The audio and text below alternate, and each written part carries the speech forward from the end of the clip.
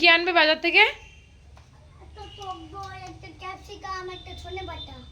আচ্ছা, আর কি? আর কিছু না। ঠিক আছে, আর কিছু না। চলো নিয়ে যাও।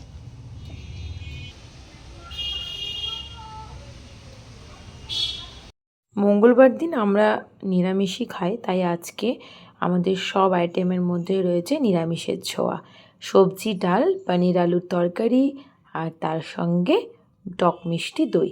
সকালে যখন আমার পাকা বুড়োটা বাজারে যায় তখনই তো আপনাদেরকে বলেই গেছিলো যে সে আজকে বাজার থেকে কি কি আনবে, আর সেই সব কিছুই নিয়ে এসেছে আর তারপরে সেগুলোই রান্না হয়েছে। আর দই ঋষির আমার ভীষণ ফেভারিট একটা আইটেম।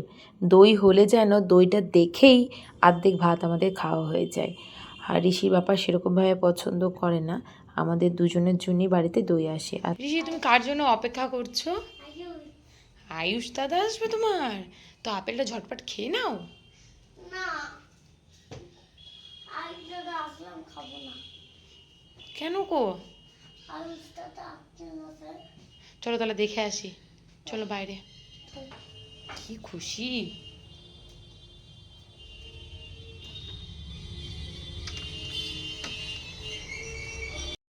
ঋষির পিসিমণি, দাদা, ঋষির কাকাই আর সঙ্গে আমি সবাই মিলে চলে এসেছি ওয়াইমসিএর মাঠে একটু ঘুরো করতে, আর তার সঙ্গে এই গরমে একটু আইসক্রিম খাওয়াও চলছে।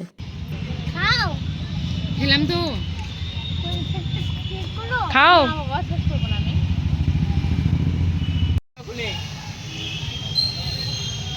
একবার প্রণাম, একবারই প্রণাম করতে হয়। না, তিনবার করতে।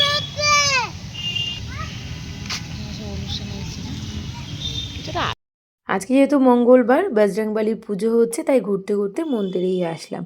আর মন্দিরে এসে প্রসাদ খেয়ে তারপরে চললাম আমরা বাড়িতে।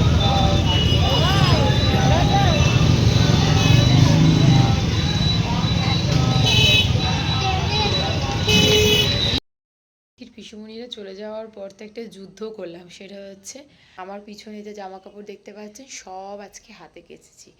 কারণ ঋষির পাপার কথা হচ্ছে কিছু কিছু জামা কাপড় ডেলিভারিগুলো ঠিক আছে, যেগুলো বেশি আর কি নোংরা হয়ে যাচ্ছে, যেমন জামার কলার, প্যান্টের ওই পাটা, সেগুলো খুব ভালো করে মেশিনে পরিষ্কার হচ্ছে না। তাই এগুলোকে আমি প্রায় 3 ঘন্টা মতন ভিজিয়ে রেখেছিলাম। তারপরে ওই 9টার সময়তে আর কি কাচতে বসলাম। কাঁচা টাচা হলো, মেশিনে শুকিয়ে নিয়ে জাস্ট মিলে দিয়েছি। তারপর ডিনার করে আপনাদের সঙ্গে কথা বলছি। হাজার ব্যস্ততা তো রয়েছেই, সারাদিন ধরে কত কাজের চাপ, আর এই সব কিছুর মাঝে নিজের যত্ন নিতে কিন্তু আমি ভুলি না। হয়তো মাঝে মাঝে একটু ওলট পালট, তবে সেটা খুবই রেয়ার। তবে রাত্রেবেলায় স্কিন কেয়ার করবো না এটা হতেই পারে না। এটা যেন রাত্রে ডিনার করার মতনই আমার লাইফের একটা পার্ট হয়ে দাঁড়িয়েছে। নিজেকে ভীষণ ভালোবাসি আর তার জন্যে আশেপাশে মানুষগুলোকেও ভালোবাসতে পারি। আর এই জন্যই নিজের যত্ন নিতে কিন্তু আমি কখনোই ভুলি না।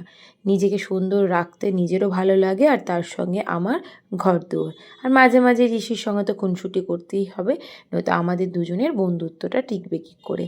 আর এদিকে ঋষির পাপার সঙ্গেও গল্প চলছে, আর তারই মাঝে আপনাদেরকে সকলকে জানালাম good night and sweet dream.